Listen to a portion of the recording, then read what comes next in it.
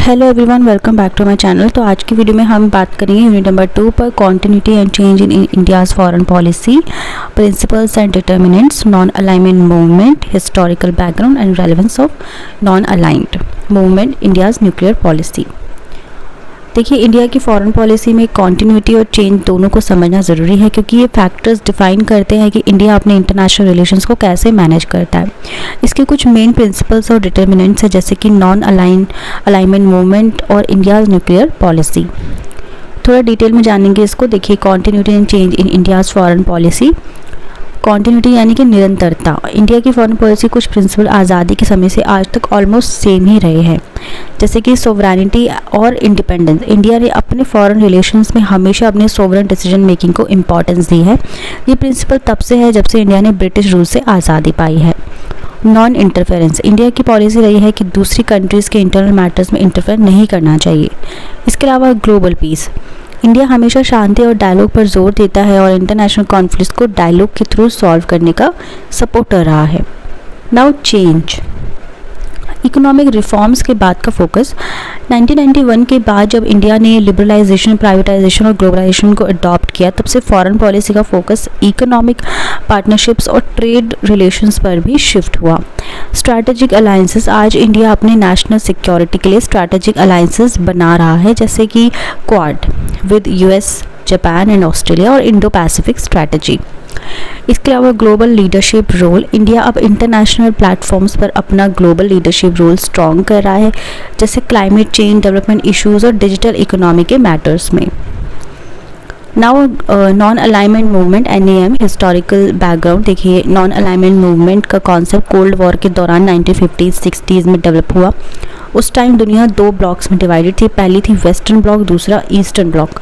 Western block US और उसके alliances, eastern में USSR और उसके कम्युनिस्ट अलाई। USSR अब क्या है? रशिया।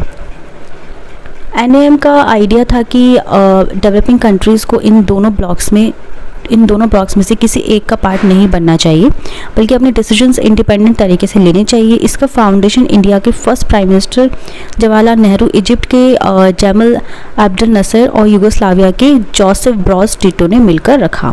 ठीक है, तीनों के नाम याद रखने हैं आपको, सिर्फ प्राइम मिनिस्टर नेहरू के नहीं, बाकियों के भी।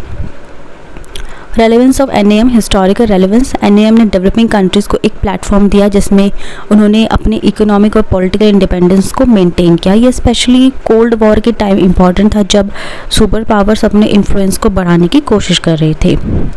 Modern relevance. आज भी जब दुनिया मल्टीपोलर बन रही है, चाइना, US, रशिया के इन्फ्लुएंस के साथ, NAM का प्रिंसिपल रेलेवेंट है। इंडिया अब किसी भी स्पेसिफिक ग्लोबल पावर के साथ पूरा अलाइन नहीं होता, बल्कि अपनी इंडिपेंडेंट फॉरेन पॉलिसी को फॉलो करता है। इंडिया अब भी डेवलपिंग वर्ल्ड की आवाज़ बना हुआ है और मल्टीलैटरलिज्म को प्रमोट करता है।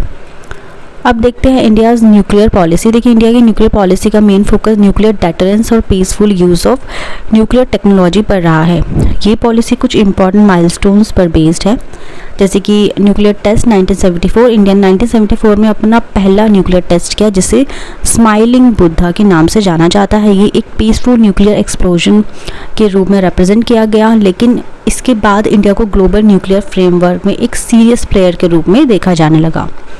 पोखरान 2 1998। इंडिया ने 1998 में फिर से न्यूक्लियर टेस्ट किए, जिसे पोखरान 2 कहते हैं। इसके बाद इंडिया ने अपने आप को एक न्यूक्लियर वेपन स्टेट डिक्लेयर कर दिया। इस टाइम इंडिया ने अपनी no first use NFU policy adopt की, जिसका मतलब है कि इंडिया कभी पहले न्यूक्लियर अटैक नहीं करेगा, लेकिन अगर उस पर अटैक होता है तो वो रिस्पॉन्ड करेगा। Nuclear doctrine. इंडिया की न्यूक्लियर डॉक्ट्राइन क्लियरली स्टेट करती है कि इंडिया न्यूक्लियर वेपन्स को सिर्फ डेटरेंस के लिए रखता है। इसका मेन पर्पस सिर्फ अपने डिफेंस को स्ट्रॉन्ग बनाना है, ना कि किसी दूसरे नेशन पर अटैक करना। सो इंडिया की पॉलिसी है क्रेडिबल मिनिमम डेटरेंस, जिसमें वो अपने वेपन्स का यूज़ सिर्फ एक्सट्रीम सिचुएशंस में करेगा। Now civil nuclear agreements. India ने 2008 में US India civil nuclear agreement sign किया, जिसमें इंडिया को न्यूक्लियर टेक्नोलॉजी और फ्यूल की सप्लाई इंटरनेशनल मार्केट से मिलने लगी without being a part of the nuclear non proliferation treaty NPT। So इस अग्रीमेंट के बाद इंडिया की न्यूक्लियर एनर्जी कैपेबिलिटी और पीसफुल यूजेस के लिए न्यूक्लियर कॉरपोरेशन बढ़ गई। अब हम देखते हैं कंक्लूजन। बहुत ही सिंपल वर्ड्स में चीज़ों को मैंने बताया है। इंडिया की फॉरेन पॉलिसी में कॉन्टिन्यूटी और चेंज दोनों है। जहां कुछ बेसिक प्रिंसिपल जैसे सॉवरेनिटी और नॉन इंटरफेरेंस अब तक इंटैक्ट है, वहीं इकोनॉमिक रिफॉर्म्स और ग्लोबल स्ट्रैटेजिक शिफ्ट्स ने इंडिया का फॉरेन रिलेशन में चेंजेस लाए हैं। सो नॉन अलाइनमेंट मूवमेंट ने इंडिया को कोल्ड वॉर के दौरान एक यूनिक पोजीशन दी जो आज तक रेलिवेंट है, और इंडिया की न्यूक्लियर पॉलिसी ने उसको ग्लोबल स्टेज पर एक रिस्पॉन्सिबल न्यूक्लियर पावर के रूप में स्टैब्लिश किया जो शांति और डेटरेंस दोनों पर फोकस करती है।